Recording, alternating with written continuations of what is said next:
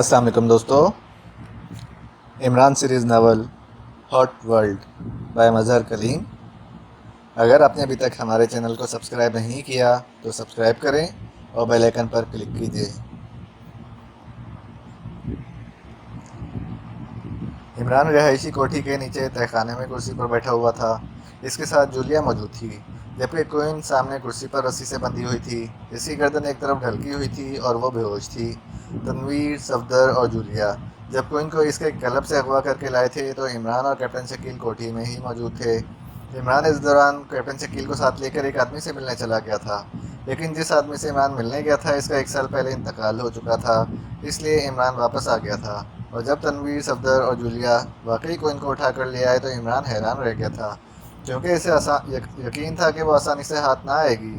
البتہ اس کی لاش ضرور یہاں لائی جا سکتی ہے، لیکن یہ لوگ جس طرح اسے بے ہوش کر کے اس کے سب سے مضبوط گڑھ سے اٹھا لانے میں کامیاب ہوئے تھے، اس سے عمران نے انہیں دل کھول کر داد دی تھی.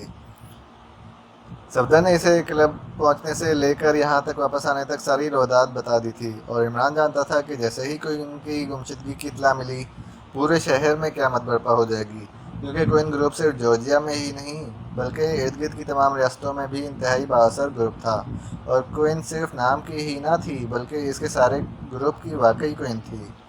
چنانچہ عمران نے جولیا کو اپنے ساتھ رکھ دیا، جبکہ باقی ساتھیوں کو باہر نگرانی کرنے اور ہائی الرٹ رہنے کا کہہ دیا تھا. خاص طور پر اس سرخ رنگ کی کار کو اس نے گیراج میں بند کرنے کا کہہ دیا تھا. حالانکہ صفدر نے جو کچھ اسے بتایا تھا کہ اس میں کار سامنے نہیں آئی تھی، لیکن اس کے باوجود وہ سمجھتا تھا کہ اس کار کی مشکوک نقل و حرکت کی اطلاع ان تک پہنچ سکتی تھی، اور کار کی وجہ سے ان کی یہ کوٹھی بھی لوکیٹ ہو سکتی تھی. خود وہ کوئن سمیت اس لیے تہہ خانے میں آ گیا تھا تاکہ اگر کسی جدید ایجاد کی مدد سے کوٹھی کو چیک بھی کیا جائے تو وہ سامنے نہ آ سکیں. اسے ہوش میں لے آؤ جولیا، عمران نے ساتھ بیٹھی ہوئی جولیا سے کہا. تو جولیا سر ہلاتی ہوئی اٹھی اور اس نے دونوں ہاتھوں سے کوئن کی ناک اور منہ بند کر دیا. تھوڑی دیر بعد جب کوئن کے اس جسم میں حرکت کے آثار نمودار ہونے شروع ہو گئے تو اس نے ہاتھ ہٹائے اور واپس آ کر کرسی پر بیٹھ گئی. چند لمحوں بعد کوئن نے کراہتے ہوئے آنکھیں کھول دیں. پہلے چند لمحوں تک اس کی آنکھوں میں دھند سی چھائی رہی اور وہ بے حس و حرکت بیٹھی رہی، لیکن پھر جیسے ہی اس کا شعور جاگا تو اس نے ایک جھٹکے سے اٹھنے کی کوشش کی، لیکن ظاہر ہے رسی سے بندھی ہونے کی وجہ سے اس کا جسم حرکت بھی نہ کر سکا تھا. اس نے حیرت بھری نظروں سے سامنے بیٹھے ہوئے عمران اور جولیا کو دیکھا اور پھر ادھر ادھر دیکھنے لگی. یہ کیا ہے؟ میں کہاں ہوں اور تم کون ہو؟ اس نے انتہائی حیرت بھرے لہجے میں کہا. تمہارا نام کوئن ہے اور تم کوئن گروپ کی انچارج ہو، یہ درست ہے؟ عمران نے سرد لہجے میں کہا. ہاں، مگر تم کون ہو اور میں کہاں ہوں؟ کوئن نے اسی طرح حیرت بھرے لہجے میں کہا. میرا نام علی عمران MSCDSC آکسن ہے، اور یہ میرے ساتھ ہے مس جولیا نافٹر واٹر. ہمارا تعلق پاکستان سیکرٹ سروس سے ہے. تم نے تمام ملحقہ ریاستوں میں ہماری ہلاکت کے لیے گروپ تعینات کر رکھے ہیں، اور یہاں بھی تمہارا گروپ ہمیں تلاش کر رہا ہے. اس کے لیے تم نے انتہائی جدید ترین میک اپ چیک کرنے والی ریز سیٹلائٹ کے ذریعے استعمال کی تھیں، اس حد تک کہ ایشیائی اور ایکڈیمیوں کی علیحدہ علیحدہ شناخت ہو سکے. لیکن میرے ساتھی تمہیں تمہارے کلب سے اٹھا کر یہاں لے آئے ہیں، اور تمہارے کلب والوں کو معلوم ہی نہیں کہ تم کہاں ہو اور تمہیں کون لے گیا ہے. عمران نے اسی طرح سرد لہجے میں جواب دیتے ہوئے کہا. یہ کیسے ممکن ہے؟ نہیں، یہ تو ممکن ہی نہیں ہے، کوئن نے حیرت بھرے لہجے میں کہا. تو عمران نے صفدر سے ملی ہوئی معلومات کو مناسب انداز میں تفصیل سے بتا دیا. ویری اسٹرینج، میں سوچ بھی نہیں سکتی تھی کہ ایسا بھی ہو سکتا ہے، کوئن نے ایک طویل سانس لیتے ہوئے کہا. اب تمہاری حیرت دور ہو گئی ہے، اس لیے اب تم میرے سوالوں کے جواب دو، اور یہ سن لو کہ تم سچ بول کر ہی اپنی جان بچا سکتی ہو، کیونکہ مجھے تم جیسی چھوٹی مچھلیوں سے کبھی کوئی دلچسپی نہیں رہی. لیکن اگر تم نے جھوٹ بولنے یا جواب دینے سے انکار کیا تو پھر میں تمہیں جولیا کے سپرد کر کے خود باہر چلا جاؤں گا، اور اس کے بعد تم سب کچھ بتا دو گی، لیکن تمہارا حشر عبرتناک ہو چکا ہوگا. جولیا اس معاملے میں عالمی شہرت کی مالک ہے، عمران نے اسی طرح سرد لہجے میں کہا. تو کوئن بے اختیار ہنس پڑی. تم مجھے دھمکیاں دے رہے ہو؟ مجھے؟ کوئن کو؟ میں تمہارے کسی سوال کا جواب نہیں دوں گی. کان کھول کر سن لو، تمہارے ساتھی تو جو چاہے مجھ پر تشدد کر گزریں، لیکن میں تمہیں کچھ نہیں بتاؤں گی، کوئن نے بڑے پراعتماد لہجے میں کہا. تم نے ابھی سوال تو سنا ہی نہیں، ہو سکتا ہے کہ تم اس سوال کا جواب دینے پر رضامند ہو جاؤ. عمران نے اس بار مسکراتے ہوئے کہا. کیا سوال ہے؟ بولو، کوئن نے منہ بناتے ہوئے کہا. کیا تم شادی شدہ ہو؟ عمران نے کہا تو کوئن بے اختیار چونک پڑی، اور کوئن تو کیا، جولیا بھی بے اختیار چونک پڑی۔ نہیں، مگر تم کیوں پوچھ رہے ہو؟ تو پھر تمہیں کوئن کی بجائے پرنسس ہونا چاہیے تھا، کوئن تو کنگ کی بیگم کو کہتے ہیں۔ عمران نے مسکراتے ہوئے کہا تو اس بار کوئن بھی بے اختیار ہنس پڑی۔ میں بغیر کنگ کے کوئن ہوں، کوئن نے کہا۔ یہ لیبارٹری کہاں ہے؟ عمران نے یکلخت پوچھا۔ کنگ ڈیزرٹ میں، کوئن نے بے ساختہ انداز میں جواب دیا، لیکن فکرہ مکمل کرتے ہی وہ چونک پڑی۔ کیسی لیبارٹری؟ میں تو کسی لیبارٹری کے بارے میں کچھ نہیں جانتی۔ شکریہ، بس یہی پوچھنا تھا، اور تم نے درست جواب دے دیا ہے، عمران نے مسکراتے ہوئے کہا۔ اس بارے میں سب جانتے ہیں، یہ کوئی ایسی بات نہیں ہے کہ چھپائی جائے، کوئن نے قدرے شرمندہ سے لہجے میں کہا۔ اگر سب جانتے ہیں تو پھر تم بھی جانتی ہوگی کہ اس کا محل و وقوع کیا ہے، وہاں جانے کا راستہ کہاں سے ہوتا ہے۔ عمران نے کہا، سوری، میں کچھ نہیں جانتی۔ کیا خیال ہے جولیانا، اس پر نسخہ آزمایا جائے؟ عمران نے جولیا سے مخاطب ہو کر کہا۔ کوئی نسخہ آزمانے کی ضرورت نہیں ہے، میں 2 منٹ میں سچ اگلوا لوں گی، بس تم باہر چلے جاؤ، جولیا نے کہا۔ ارے نہیں، یہ کوئن ہے، اور کوئن کے ساتھ شایان شان سلوک ہونا چاہیے۔ 1000 کیسا رہے گا، یہاں آسانی سے مل بھی جائے گا۔ اوہ ٹھیک ہے، یہ واقعی سخت جان لگتی ہے، جولیا نے چونک کر کہا۔ ٹھیک ہے، میں آ رہا ہوں، عمران نے کہا اور اٹھ کر تیزی سے بیرونی دروازے کی طرف بڑھ گیا۔ تمہارا نام تو سوئس ہے، کیا تم اس عمران کی عورت ہو؟ کوئن نے عمران کے باہر جانے کے بعد جولیا سے مخاطب ہو کر کہا۔ میں عمران کی باس ہوں، اور بس، جولیا نے پھنکارتے ہوئے کہا۔ ایک ہی بات ہے، کوئن نے معنی خیز انداز میں کہا، لیکن جولیا ہونٹ بھینچے خاموشی سے بیٹھی رہی، کیونکہ اسے بھی اندازہ تھا کہ صفدر اور تنویر نے واقعی جان پر کھیل کر اس عورت کو اس کے کلب سے اغوا کیا ہے، اس لیے وہ نہیں چاہتی تھی کہ غصے میں آ کر اس کا خاتمہ کر دے۔ چند لمحوں بعد عمران واپس آیا تو اس کے ہاتھ میں ایک دھاگا تھا، جس کے نچلے سرے پر گٹر کا ایک مکروا کیڑا بندھا ہوا تھا، تڑپ رہا تھا۔ جولیا نے ایک نظر اسے دیکھا اور پھر جھٹکے سے گردن دوسری طرف موڑ دی۔ ارے کیا ہوا، یہ گٹر کا کنگ ہے اور اپنی کوئن سے ملنے کے لیے بےتاب ہے، عمران نے مسکراتے ہوئے کہا، اور اس کے ساتھ ہی وہ کیڑے کو اونچا اٹھائے کوئن کے قریب پہنچ گیا۔ کوئن کے چہرے پر اس مکڑوا کیڑے کو دیکھ کر زلزلے کے سے آثار پیدا ہو گئے تھے، اور اس نے بے اختیار آنکھیں بند کر لی تھیں۔ آؤ جولیا، اس کے جبڑے بھینچ کر منہ کھولو، تاکہ میں اس کنگ کو اس کے حلق میں اتار دوں۔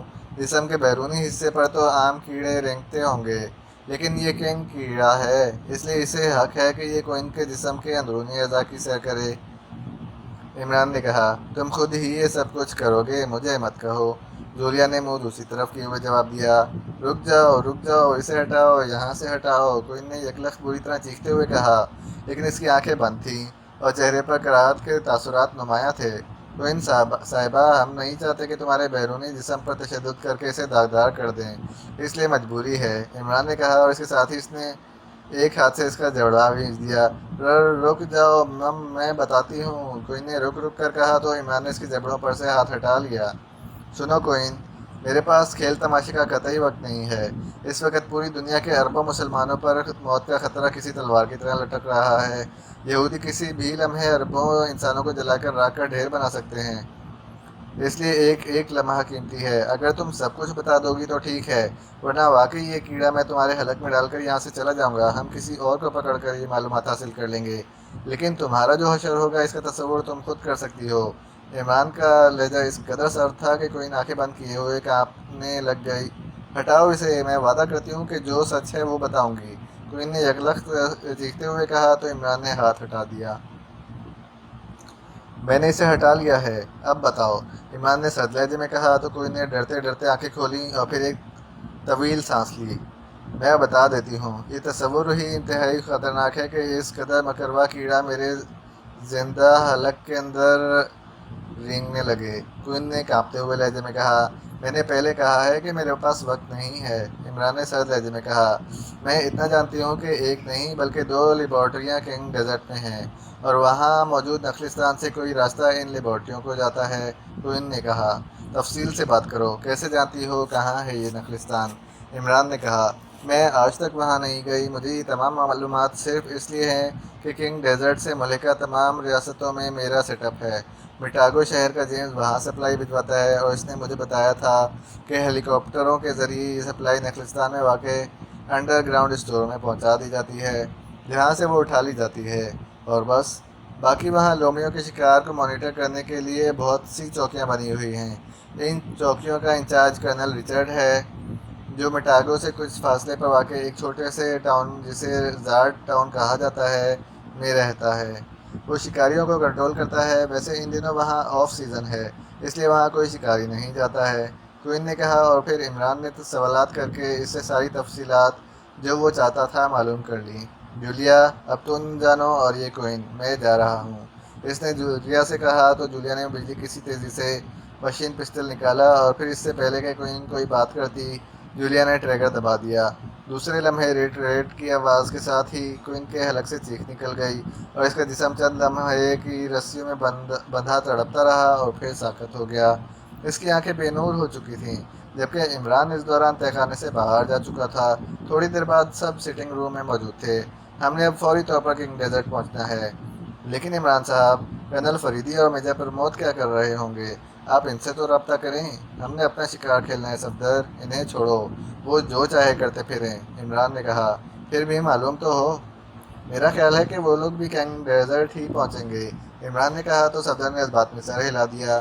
کنگ ڈیزرٹ میں جانے سے پہلے ہمیں کسی سرحدی ٹاؤن میں رکنا ہوگا، تاکہ ڈیزرٹ کے بارے میں تفصیلی معلومات کی جا سکیں، کیونکہ کوئن نے بتایا ہے کہ وہاں صحرائی لومڑیوں کے شکار کو مانیٹر کرنے کے لیے باقاعدہ چوکیاں بنی ہوئی ہیں، عمران نے کہا، اور اس کے ساتھ ہی اس نے جیب سے ایک نقشہ نکالا اور اسے کھول کر سامنے میز پر بچھا دیا۔ میں یہ نقشہ اسی لیے لے آیا تھا، عمران نے کہا اور اس پر جھک گیا۔ یہ ہے کنگ ڈیزرٹ، عمران نے کافی بڑی جگہ کے گرد بال پوائنٹ سے دائرہ لگاتے ہوئے کہا، اور پھر اس نے اس کے چاروں طرف مختلف جگہوں پر چھوٹے چھوٹے دائرے لگا دیے۔ یہ کیا ہے؟ صفدر نے ایک جگہ پر انگلی رکھتے ہوئے کہا۔ یہ اس کے گرد ٹاؤنز ہیں، عمران نے کہا۔ عمران صاحب، آپ نخلستان کو چیک کریں، کیپٹن شکیل نے کہا۔ تو عمران نے اس بات میں سر ہلا دیا اور دوبارہ اس نقشے پر جھک گیا، اور پھر اس نے ایک چھوٹی سی جگہ کے گرد دائرہ لگا دیا۔ یہ ہے اس پورے صحرا کا اکلوتا نخلستان، اس کا نام نقشے میں مارجیٹ لکھا ہوا ہے، اور اس سے قریب ترین گاؤں ہے مارس، عمران نے کہا۔ تو ہمیں اس مارس ٹاؤن پہنچنا چاہیے تاکہ وہاں سے اس نخلستان اور پھر ان لیبارٹریوں تک رسائی حاصل کی جا سکے، صفدر نے کہا۔ تو عمران نے اس بات میں سر ہلا دیا۔ اس کے ساتھ ہی اس نے فون کا ریسیور اٹھایا اور نمبر پریس کرنے شروع کر دیے۔ یس، راڈل بول رہا ہوں، دوسری طرف سے راڈل کی آواز سنائی دی۔ مائیکل بول رہا ہوں، عمران نے ایکریمین لہجے میں کہا۔ اوہ جناب، آپ کو اطلاع تو مل گئی ہوگی۔ ہاں، نہ صرف اطلاع مل چکی ہے بلکہ اطلاع ہمارے پاس موجود ہے۔ اس اطلاع کو تم نے ٹھکانے لگانا ہے، عمران نے سرد لہجے میں کہا۔ اوہ، اچھا ٹھیک ہے، میں سمجھ گیا، ٹھیک ہے، راڈل نے بوکھلاتے ہوئے لہجے میں کہا۔ سنو، بوکھلانے کی ضرورت نہیں ہے، سب اوکے ہے۔ تم ریاست ٹونسی میں کنگ ڈیزرٹ کے قریب ایک گاؤں ہے جس کا نام مارس ہے، وہاں کے لیے کوئی ایسی ٹپ ٹریس کرو جو ہمیں وہاں صحرا میں چلنے والی مخصوص جیپیں اور ضروری اسلحہ مہیا کر سکے، عمران نے کہا۔ ٹھیک ہے، میں آدھے گھنٹے کے بعد آپ کو فون کرتا ہوں، دوسری طرف سے کہا گیا۔ اس کے ساتھ ساتھ مارس جانے کے لیے کسی چارٹر تیاری کا بھی بندوبست کر دو، عمران نے کہا۔ وہ بھی ہو جائے گا جناب، دوسری طرف سے اس بار پر اعتماد لہجے میں کہا گیا۔ تو عمران نے اوکے کہہ کر ریسیور رکھ دیا۔ عمران صاحب، جیپوں کے بجائے ہمیں وہاں ہیلی کاپٹروں پر جانا چاہیے، کیپٹن شکیل نے کہا۔ وہاں جا کر چیک کرنا ہوگا، وہاں اگر شکار کی مانیٹرنگ کی جاتی ہے تو پھر لامحالہ وہاں ہیلی کاپٹر فوراً چیک ہو جائے گا، ہم شکاری بن کر جیپوں میں آگے بڑھ سکتے ہیں، عمران نے کہا۔ تو کیپٹن شکیل نے اس بات میں سر ہلا دیا۔ پھر تقریباً آدھے گھنٹے کے بعد فون کی گھنٹی بج اٹھی، تو عمران نے ہاتھ بڑھا کر ریسیور اٹھا لیا۔ یس، مائیکل بول رہا ہوں، عمران نے کہا۔ راڈل بول رہا ہوں جناب، دوسری طرف سے راڈل کی آواز سنائی دی۔ یس، کیا ہوا؟ عمران نے کہا۔ جناب، لاؤس پرائیویٹ ایئرپورٹ پر چارٹر طیارہ ریاست ٹونسی کے دارالحکومت نشول جانے کے لیے تیار کھڑا ہے، آپ کار میں وہاں پہنچ جائیں اور کار وہیں چھوڑ دیں، دوسری طرف سے کہا گیا۔ اس ٹپ کا کیا ہوا؟ مارس ٹاؤن کے لیے تو کوئی ٹپ نہیں ہے کیونکہ وہ چھوٹا سا ٹاؤن ہے، البتہ ناشول میں روز میری کلب کی مالک روز میری کو آپ میرا حوالہ دے کر بات کریں گے تو وہ آپ سے ہر قسم کا تعاون کرے گی، اور بے فکر رہیں، وہ انتہائی با اعتماد ٹپ ہے، راڈل نے کہا۔ اوکے، اب اس اطلاع کو ہم یہاں چھوڑے جا رہے ہیں، اسے تم نے سنبھالنا ہے، عمران نے کہا، اور ریسیور رکھ کر وہ اٹھ کھڑا ہوا۔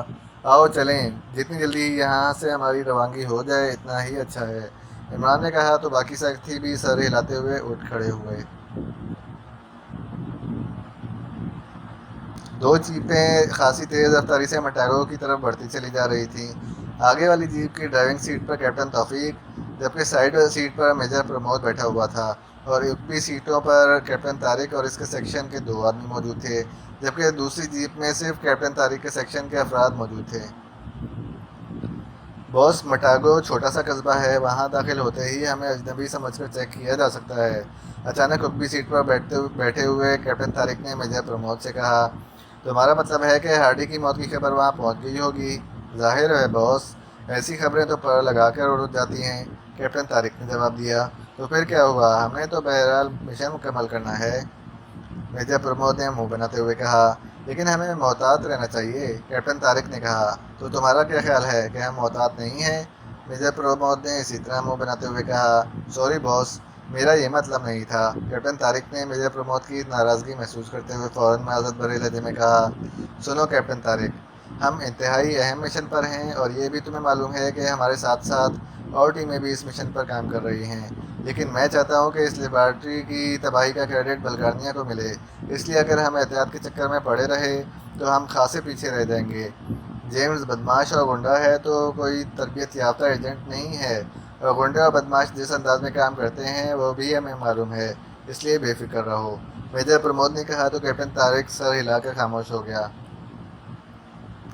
کیپٹن توفیق، تم نے ایک کام کرنا ہے، کچھ دیر بعد اچانک میجر پرمود نے کہا تو کیپٹن توفیق بے اختیار چونک پڑا۔ کیا باس؟ کیپٹن توفیق نے کہا۔ ان لوگوں نے یقیناً ہمارے گروپ سے مقابلے کے انتظامات کر رکھے ہوں گے، اس لیے اگر ہمارا پورا گروپ وہاں پہنچا تو ہم ان سے مقابلے میں الجھ جائیں گے، جبکہ مٹاگو ہمارا منزل مقصود نہیں ہے، ہم نے صرف اس جیمز سے معلومات حاصل کرنی ہے اور بس۔ اس لیے مٹاگو کی حدود شروع ہونے سے پہلے میں اور کیپٹن طارق جیپ سے اتر جائیں گے، ہم دونوں جیمز پر کام کریں گے، جبکہ تم دونوں جیپیں لے کر چکر کاٹ کر مٹاگو کی دوسری طرف پہنچ جاؤ گے، ہم تم سے وہیں آ ملیں گے۔ ہم دونوں کو وہ گروپ نہیں سمجھ سکتے، اور یہ بھی ہو سکتا ہے کہ ہم دونوں مٹاگو کے رہنے والے افراد کا میک اپ کر لیں، میجر پرمود نے کہا۔ اوہ، میں سمجھ گیا باس، کیپٹن طارق کی بجائے مجھے ساتھ رکھ لیں، کیپٹن توفیق نے کہا۔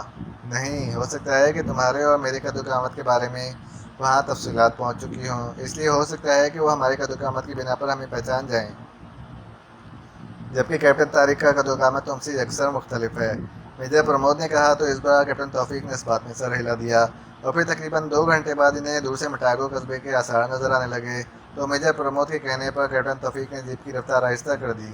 تم نے گھوم کر اور چکر کاٹ کر اوپری طرف پہنچنا ہے، ہم بھی وہاں پہنچ جائیں گے، ایک جگہ جیپ رکوا کر میجر پرمود نے کہا، اور پھر وہ کیپٹن طارق سمیت جیپ سے اتر گیا۔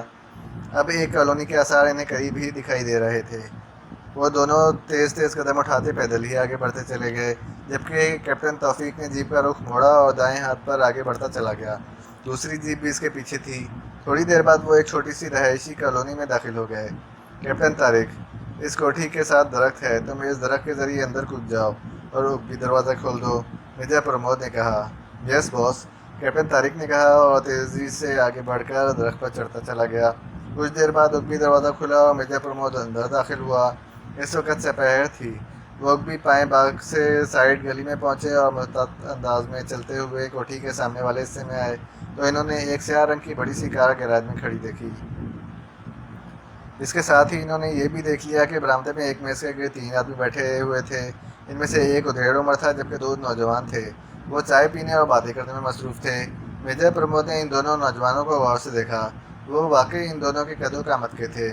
اس نے جیب سے گیس پسٹل نکالا اور اس کا رخ برآمدے کی طرف کر کے اس نے ٹریگر دبا دیا، کھٹک کی آواز کے ساتھ ہی 2 کیپسول پسٹل سے نکل کر برآمدے میں گر کر پھٹے، اور اس کے ساتھ ہی وہ تینوں لڑکھڑاتے ہوئے کرسیوں سمیت نیچے فرش پر جا گرے۔ میجر پرمود اور کیپٹن طارق دونوں نے سانس روک رکھے تھے، ان کو اٹھا کر اندر لے جانا ہے، تھوڑی دیر بعد میجر پرمود نے سانس لیتے ہوئے کہا تو کیپٹن طارق نے اس بات میں سر ہلا دیا۔ تھوڑی دیر بعد وہ تینوں کو اٹھا کر اندرونی کمرے میں لے گئے، پھر کیپٹن طارق نے ایک اسٹور سے رسی تلاش کی اور ان دونوں نوجوان آدمیوں کو اس نے کرسیوں پر رسی سے باندھ دیا، جبکہ وہ بوڑھا ویسے ہی بے ہوش پڑا ہوا تھا۔ اس کے حلق میں پانی ڈالو، جلدی کرو، اور پھر اس کی ہدایت پر عمل کیا گیا تو چند لمحوں بعد ہی وہ دونوں نوجوان یکے بعد دیگرے ہوش میں آ گئے۔ کیا نام ہے تمہارا؟ میرا نام وکٹر ہے، مگر تم کون ہو؟ ہم کیوں یوں بندھے ہوئے ہیں؟ اوہ اوہ، ڈیڈی ڈیڈی کو کیا ہوا؟ ان دونوں نے یکلخ چیختے ہوئے کہا۔ سنو، اگر تم میرے سوالوں کے جواب درست دو گے تو تم دونوں بھی ہلاکت سے بچ جاؤ گے، اور تمہارے ڈیڈی بھی، ورنہ… میجر پرمود نے سرد لہجے میں کہا تو وہ دونوں بے اختیار کانپنے لگے۔ ہمیں مت مارو، ڈیڈی کو بھی مت مارو، تمہیں جو پوچھنا ہے پوچھ لو۔ تمہارا نام کیا ہے؟ میجر پرمود نے دوسرے آدمی سے مخاطب ہو کر کہا۔ میرا نام لارسن ہے، ہم دونوں بھائی ہیں اور ہمارے ڈیڈی کا نام تھامسن ہے۔ ڈیڈی یہاں ہسپتال میں ڈاکٹر ہیں، جبکہ ہم دونوں بھائی کسینو میں ملازم ہیں۔ کس کسینو میں؟ کیا جیمز کے کسینو میں؟ میجر پرمود نے پوچھا تو وہ دونوں چونک پڑے۔ ہاں، لیکن وہ جیمز کی ملکیت ضرور ہے، لیکن جیمز تو کریسنٹ کلب میں ہوتا ہے۔ اس بار وکٹر نے جواب دیا۔ کیا جیمز تمہیں جانتا ہے؟ جیمز تو بہت بڑا آدمی ہے، وہ تو کسی سے نہیں ملتا، لیکن اس کے آدمی ہمیں جانتے ہیں۔ کریسنٹ کلب کا مینیجر رابرٹ ہمیں اچھی طرح جانتا ہے، اس کی بیوی ڈیڈی کی مریضہ ہے، وکٹر نے جواب دیتے ہوئے کہا۔ جیمز کریسنٹ کلب میں کہاں بیٹھتا ہے؟ میجر پرمود نے پوچھا۔ وہ نیچے تہہ خانے میں بیٹھتا ہے، وہاں اس کا آفس ہے، لیکن وہ کسی اجنبی سے نہیں ملتا، وکٹر نے جواب دیا۔ اگر اسے تمہارے ڈیڈی کی ٹپ دی جائے تو کیا وہ ملے گا؟ ڈیڈی؟ ہاں، وہ ڈیڈی کا مریض رہا ہے، وہ ڈیڈی کی بے حد قدر کرتا ہے، وکٹر نے جواب دیا، اور پھر میجر پرمود نے ان سے باقی ساری تفصیل معلوم کی، اور اس کے ساتھ ہی اس نے جیب سے مشین پہ سر نکالا، اور دوسرے ہی لمحے ریٹ ریٹ کی آواز کے ساتھ ہی وہ دونوں اسی بندھی ہوئی حالت میں ہلاک ہو گئے، جبکہ ان کا باپ بے ہوشی کے عالم میں ہی سینے پر گولیاں کھا کر ختم ہو گیا۔ انہیں زندہ نہیں چھوڑا جا سکتا تھا، ورنہ جیمز کو اطلاع دے دیتے، میجر پرمود نے بڑبڑاتے ہوئے کہا، اور پھر وہ کیپٹن طارق سے مخاطب ہو گیا۔ Captain Tariq, make up box نکالو، اب میں نے وکٹر کا اور تم نے لارسن کا میک اپ کرنا ہے، اب ہم دونوں ڈاکٹر تھامسن کے بیٹے ہیں، میجر پرمود نے کہا تو کیپٹن طارق نے اس بات میں سر ہلا دیا، اور پھر تقریباً آدھ گھنٹے بعد وہ کوٹھی میں موجود کار میں سوار ہو کر کریسنٹ کلب کی طرف بڑھتے چلے جا رہے تھے۔ کلب وہاں سے کافی فاصلے پر تھا، اس لیے انہیں تقریباً پورا شہر کراس کر کے وہاں پہنچنا تھا، لیکن میجر پرمود اس دوران چیک کر چکا تھا کہ پورے شہر میں مسلح افراد بڑے چوکنا انداز میں ہر آنے جانے والے کو چیک کر رہے تھے، لیکن وکٹر اور لارسن کو چونکہ وہ سب اچھی طرح جانتے تھے، اس لیے ان سے راستے میں ہی لوگ سلام دعا کرتے رہے۔ کریسنٹ کلب 2 منزلہ عمارت تھی، جس کی ایک سائڈ پر خاصی بڑی پارکنگ تھی۔ میجر پرمود نے کار پارکنگ میں روکی، اور پھر نیچے اتر کر وہ دونوں تیز تیز قدم اٹھاتے مین گیٹ کی طرف بڑھ گئے۔ دربانوں سے سلام دعا کرنے کے بعد وہ ہال میں داخل ہوئے اور تیز تیز قدم اٹھاتے ہوئے کاؤنٹر کی طرف بڑھتے چلے گئے۔ اوہ آپ، کیا کوئی خاص بات ہے؟ چیف باس کو ڈیڈی کا خصوصی پیغام پہنچانا ہے، فون پر اجازت لے لو۔ اوہ نہیں، سوری مسٹر وکٹر، ہمیں خصوصی طور پر حکم دیا گیا ہے کہ چیف باس سے کوئی رابطہ نہ کیا جائے، آپ نے جو پیغام دینا ہے وہ جا کر فرانس کو دے دیں، کاؤنٹر بوائے نے منہ بناتے ہوئے صاف اور دو ٹوک لہجے میں کہا۔ اوکے ٹھیک ہے، شکریہ، میجر پرمود نے کہا اور بائیں طرف مڑ گیا۔ کیپٹن طارق اس کے پیچھے تھا، چونکہ وکٹر سے وہ ساری معلومات حاصل کر چکا تھا، اس لیے اسے کسی سے پوچھنے کی ضرورت نہ تھی۔ چند لمحوں بعد وہ ایک راہداری میں داخل ہوئے، جس کے آخر میں ایک دروازہ تھا، اور باہر فرانس کی نام کی نمبر پلیٹ موجود تھی۔ باہر ایک مسلح دربان موجود تھا، اس نے میجر پرمود اور کیپٹن طارق کو سلام کیا اور آگے بڑھ کر خود ہی دروازہ کھول دیا۔ میجر پرمود اندر داخل ہوا، اس کے پیچھے کیپٹن طارق موجود تھا، سامنے ایک بڑی سی میز کے پیچھے ایک نوجوان بیٹھا ہوا تھا۔ ان دونوں کو دیکھ کر اس کے چہرے پر حیرت کے تاثرات ابھر آئے، لیکن اس کے ساتھ ہی وہ اٹھ کھڑا ہوا۔ میجر پرمود نے اندر داخل ہوتے ہی چیک کر لیا تھا کہ کمرہ ساؤنڈ پروف ہے، اس لیے آفس میں داخل ہوتے ہی اس کے چہرے پر اطمینان کے تاثرات ابھر آئے تھے۔ ارے آج دونوں بھائی اکٹھے یہاں، خیریت؟ فرانس نے مسافہ کرتے ہوئے بے تکلفانہ لہجے میں کہا۔ چیف باس کو ڈیڈی کا ایک ضروری پیغام دینا ہے، لیکن سنا ہے کہ انہوں نے رابطہ کرنے سے منع کیا ہوا ہے، کیا ہوا ہے؟ کوئی خاص بات؟ میجر پرمود نے مسافہ کر کے کرسی پر بیٹھتے ہوئے کہا۔ اس کا لہجہ اور انداز وکٹر جیسا ہی تھا، جبکہ کیپٹن طارق چونکہ اس وقت انداز میں نقل کرنے کا ماہر نہ تھا، اس لیے وہ خاموش تھا۔ یہ تمہارے گلے کو کیا ہوا؟ کچھ بھرایا ہوا سا لگتا ہے، فرانس نے کرسی پر بیٹھتے ہوئے کہا۔ ہاں، کل سے گلا خراب ہے، ان دونوں اطلاعات مل رہی ہیں کہ کچھ سیکرٹ ایجنٹ باس سے معلومات حاصل کرنے آ رہے ہیں، اس لیے پورے شہر میں ناکہ بندی کی گئی ہے، اور چیف باس بھی رابطہ ختم کیے ہوئے ہیں۔ جب وہ سیکرٹ ایجنٹ مارے جائیں گے تو پھر سب کچھ اوپن ہو جائے گا۔ کب آ رہے ہیں وہ؟ ہو سکتا ہے کہ وہ یہاں پہنچ بھی گئے ہوں، بہرحال پکڑے جائیں گے۔ تم بتاؤ کیا پیغام ہے؟ جب چیف سے رابطہ ہوگا تو میں پیغام دے دوں گا۔ چیف باس ہیں تو یہیں یا شہر سے بھی آؤٹ ہیں؟ میجر پرمود نے کہا، یہیں ہیں، صرف رابطہ ختم کر دیا گیا ہے۔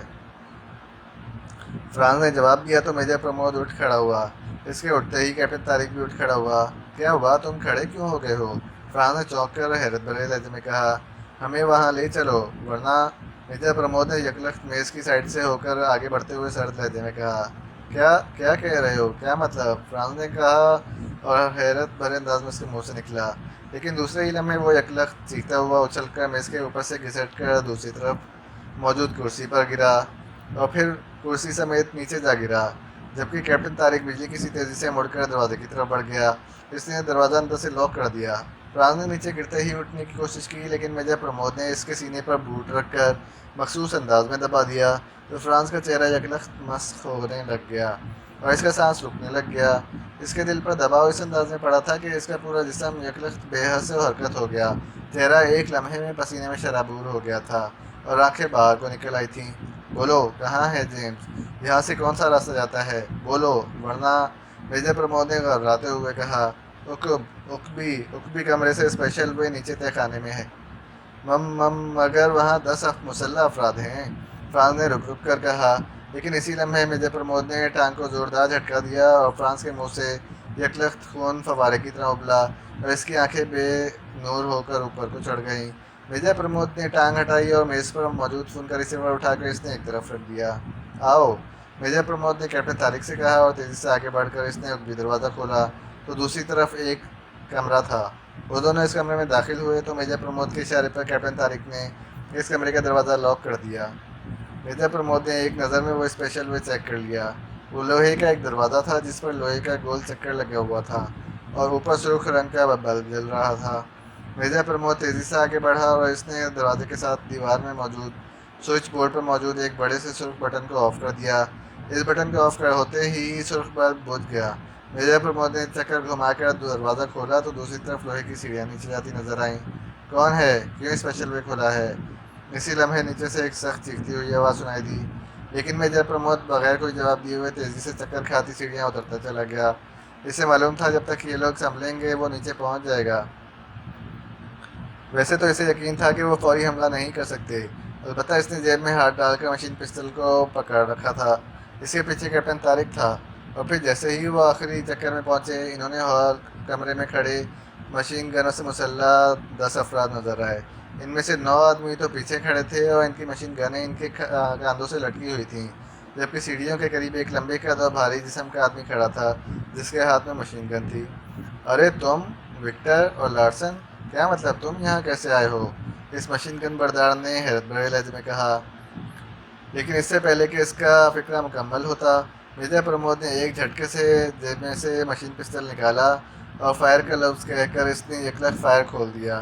کیپٹن طارق نے اس سے بھی زیادہ تیزی دکھائی اور پلک جھپکنے میں وہ 10 کے 10 مسلح افراد فرش پر پڑے بری طرح تڑپ رہے تھے۔ میجر پرمود نے نیچے چھلانگ لگائی اور ایک طرف موجود چھوٹی سی راہداری کی طرف دوڑ لگا دی۔ انہیں ختم کر دو، میجر پرمود نے مڑے بغیر کیپٹن طارق سے کہا تو کیپٹن طارق نے ان سب پر فائرنگ کھول دی، جبکہ میجر پرمود اس راہداری کے آخر میں موجود دروازے پر پہنچ گیا۔ دروازہ بند تھا اور اس پر بھی سرخ بلب جل رہا تھا۔ میجر پرمود نے لاک پر مشین پستول رکھ کر ٹریگر دبا دیا اور چند لمحوں بعد ہی نہ صرف لاک کے ٹکڑے اڑ گئے بلکہ اوپر موجود جلتا ہوا سرخ بلب بجھ گیا۔ میجر پرمود نے لات ماری تو بھاری دروازہ ایک دھماکے سے کھلا اور میجر پرمود اچھل کر اندر داخل ہو گیا، جس کے ساتھ ہی اس نے ٹریگر دبا دیا اور میز کے پیچھے اٹھ کر کھڑا ہوتا ہوا ایک آدمی چیختا ہوا کرسی پر جا گرا اور پھر میجر پرمود نے کرسی کو ایک جھٹکے سے آگے کی طرف دھکیلا تو وہ منہ کے بل میز پر گرا ہی تھا کہ میجر پرمود نے اسے گردن سے پکڑ کر ایک جھٹکے سے گھسیٹ کر فرش پر پشت کے بل ڈالا اور اس کے ساتھ ہی اس کے سینے پر مخصوص انداز میں پیر رکھ کر دبا دیا۔ اور پھر جیمز کی بھی وہی حالت ہوئی جو اس سے پہلے فرانس کی ہوئی تھی۔ بولو، کہاں ہے وہ لیبارٹری جہاں تم سپلائی بھجواتے ہو؟ تم کون ہو؟ کیا مطلب؟ ہٹاؤ پیر، جیمز نے رک کر کہا تو میجر پرمود نے ہلکا سا جھٹکا دیا تو جیمز کی حالت یکلخت خراب سے خراب تر ہوتی چلی گئی۔ بولو، کہاں ہے لیبارٹری؟ بولو، میجر پرمود نے پہلے سے بھی زیادہ سخت لہجے میں کہا۔ وہ کنگ ڈیزرٹ میں ہے، وہ لیبارٹریاں ہیں، ایک نہیں 2 لیبارٹریاں ہیں، نخلستان میں سپلائی جاتی ہے، کسی کو نہیں معلوم، کرنل رچرڈ کو معلوم ہوگا۔ Colonel Richard? یہ کون ہے؟ تفصیل بتاؤ۔ میجر پرمود نے چونک کر کہا تو جیم نے رک رک کر زارٹ ٹاؤن میں موجود کرنل رچرڈ اور اس کے صحرا میں موجود مانیٹرنگ چوکیوں کے بارے میں تفصیل سے بتا دیا تو میجر پرمود سمجھ گیا کہ یہ درست کہہ رہا ہے۔ اصل آدمی کرنل رچرڈ ہی تھا کیونکہ اس کے سامنے ہر وقت صحرا رہتا ہے۔ چنانچہ اس نے مخصوص انداز میں پیر کو جھٹکا دیا تو جیمز کے منہ سے خون فوارے کی طرح نکلا اور ایک جھٹکا کھا کر وہ ساکت ہو گیا۔ اس کی آنکھیں بے نور ہو چکی تھیں۔ چلو یہاں کوئی خفیہ راستہ ہوگا، چلو، میجر پرمود نے مڑتے ہوئے کہا اور پھر تھوڑی دیر بعد وہ دونوں کرسنٹ کلب کے اگبی سڑک پر پہنچ چکے تھے۔ چلو ہم نے سامنے کے رخ پر جانا ہے، میجر پرمود نے کہا۔ میجر صاحب، ہمارے حلیے مانیٹر ہو چکے ہوں گے اور یہاں ہر طرف مسلح افراد گھومتے پھر رہے ہیں۔ حلیے بدلے تو اجنبی بن جائیں گے اور ہم نے بہرحال شہر سے باہر نکلنا ہے۔ جلدی سے قدم بڑھاؤ، میجر پرمود نے کہا اور پھر وہ واقعی تقریباً 1 گھنٹے بعد بخیر و عافیت شہر سے باہر پہنچ گئے۔ یہاں ہر طرف کھلا علاقہ تھا۔ ایک سڑک بل کھاتی ہوئی آگے جا رہی تھی۔ کچھ فاصلے پر درختوں کا ایک جھنڈ تھا۔ ان دونوں کا رخ اس جھنڈ کی طرف تھا۔ اچانک میجر پرمود کو جھنڈ میں سے ایک آدمی باہر آتا دکھائی دیا تو میجر پرمود نے بے اختیار ہاتھ اٹھا کر لہرایا۔ وہ یہ دیکھ چکا تھا کہ باہر آنے والا کیپٹن توفیق تھا اور پھر تھوڑی دیر بعد وہ دونوں ایک جیپ میں سوار ہو گئے۔ دونوں جیپیں اس جھنڈ میں موجود تھیں۔ یہاں قریب پانی ہوگا، ہمیں فوری طور پر اپنا میک اپ واش کرنے ہیں، میجر پرمود نے کہا۔ یہاں نہیں ہے پانی، آگے ہوگا، کیپٹن توفیق نے کہا اور پھر جیپ آگے لے گیا۔ پھر ایک موڑ مڑتے ہی انہیں پانی کا چشمہ نظر آ گیا تو کیپٹن توفیق نے جیپ اس طرف موڑ دی۔ تھوڑی دیر بعد میجر پرمود اور کیپٹن طارق دونوں وکٹر اور لارسن کے میک اپ سے پیچھا چھڑا چکے تھے۔ اس سڑک پر بورڈ میں نے پڑھا ہے، یہ رسل ٹونسی کی طرف جاتی ہے اور آگے زارٹ ٹاؤن ہے، آگے بڑھے چلو، پرمود نے کہا تو کیپٹن توفیق نے جو جیپ چلا رہا تھا اس بات میں سر ہلا دیا۔ تھوڑی دیر بعد وہ ایک بورڈ کے قریب سے گزرے جس پہ لکھا ہوا تھا کہ یہاں سے ریاست ٹونسی کی حد شروع ہوتی ہے۔ اس کے ساتھ ہی تھوڑا سا آگے بڑھتے ہی انہیں ایک چھوٹے سے قصبے کے نما ٹاؤن کے اثار نظر آنے شروع ہو گئے۔ آپ کہاں جانا ہے باس؟ کیپٹن توفیق نے کہا۔ کرنل رچرڈ کے بارے میں معلوم کرنا ہے، میجر پرمود نے کہا اور پھر ایک موڑ مڑتے ہی انہیں ایک چھوٹا سا پیٹرول پمپ نظر آیا تو میجر پرمود کی ہدایت پر کیپٹن توفیق نے جیپ کا رخ اس طرف موڑ دیا۔ انہوں نے گیس ڈلوانی تھی۔ میجر پرمود نے گیس بوائے سے کرنل رچرڈ کے بارے میں پوچھا۔ کرنل صاحب ابھی گیس ڈلوا کر گئے ہیں، وہ اس وقت ریمبو کلب میں ہوں گے، وہ رات گئے تک وہیں ہوتے ہیں، گیس پمپ بوائے نے جواب دیا تو میجر پرمود نے اس کا شکریہ ادا کیا اور اس سے ریمبو کلب کا راستہ پوچھ لیا جو وہاں سے قریب ہی تھا۔ تھوڑی دیر بعد وہ ریمبو کلب کے سامنے پہنچ چکے تھے۔ یہ ایک سادہ سی عمارت تھی جس پر ریمبو کلب کا بورڈ موجود تھا۔ کیپٹن طارق، تم ادھر ادھر گھوم کر چیک کرو، کوئی کوٹھی خالی ہے تو اس پر قبضہ کر لو۔ میں اور کیپٹن توفیق اس دوران کلب میں بیٹھیں گے، تم نے وہاں آ کر مجھے اطلاع دینی ہے تاکہ اس کرنل رچرڈ کو وہاں لے جا کر اس سے پوچھ گچھ کی جا سکے۔ یس سر، کیپٹن طارق نے جواب دیا تو میجر پرمود اور کیپٹن توفیق جیپ سے اترے اور کلب کی طرف بڑھ گئے، جبکہ کیپٹن طارق اور اس کے ساتھی دونوں جیپوں کو آگے لے گئے۔ ریمبو کلب کا ہال چھوٹا سا تھا اور وہاں صرف 10-12 آدمی موجود تھے۔ ایک طرف کاؤنٹر تھا جس کے پیچھے ایک لمبے قد کا آدمی کھڑا تھا۔ میجر پرمود اور کیپٹن توفیق ایک سائڈ پر موجود خالی ٹیبل کے گرد کرسیوں پر بیٹھ گئے تو دوسرے لمحے ایک ویٹر ان کے قریب پہنچ گیا۔ ہمیں 2 ایپل جوس لا دو، میجر پرمود نے کہا تو ویٹر سر ہلاتا ہوا واپس چلا گیا۔ میجر پرمود نے ہال میں موجود افراد کو غور سے دیکھنا شروع کیا لیکن ان میں سے کوئی اسے اس ٹائپ کا آدمی نظر نہ آیا جسے وہ کرنل رچرڈ سمجھ سکتا، کیونکہ وہ جانتا تھا کہ فوج میں کام کرنے والے افراد ایک خاص انداز میں ڈھل جاتے ہیں۔ تھوڑی دیر بعد ویٹر نے 2 بڑے گلاس جوس کے لا کر ان کے سامنے رکھ دیے۔ سنو، میجر پرمود نے اس سے کہا تو واپسی کے لیے مڑتا ہوا ویٹر بے اختیار رک گیا۔ یس سر، ہم نے کرنل رچرڈ صاحب سے ملنا ہے، یہ معلوم ہوا ہے کہ وہ یہاں موجود ہیں۔ وہ اسپیشل ہال میں ہیں جناب۔ یہ اسپیشل ہال کس طرف ہے؟ ادھر بائیں ہاتھ پر راہداری آپ کو نظر آ رہی ہے، اس میں اسپیشل ہال ہے۔ آپ نے اگر وہاں جانا ہے تو آپ کاؤنٹر سے $10 کا اسپیشل پاس لے لیں، وہاں اونچے پیمانے کا جوا ہوتا ہے، ویٹر نے کہا اور آگے بڑھ گیا۔ میجر پرمود خاموش بیٹھا جوس سپ کرتا رہا۔ کیا اسے اغوا کر کے لے جانا ہے؟ کیپٹن توفیق نے پوچھا۔ ہاں، میجر پرمود نے مختصر سا جواب دیا اور کیپٹن توفیق اس بات میں سر ہلا کر خاموش ہو گیا۔ وہ اب کیپٹن طارق کی واپسی کا انتظار کر رہے تھے کہ اچانک ایک لمبا تڑنگا اور ورزشی جسم کا آدمی راہداری سے نکل کر ان کی طرف آتا ہوا دکھائی دیا تو میجر پرمود اسے دیکھتے ہی سمجھ گیا کہ یہ کرنل رچرڈ ہو سکتا ہے۔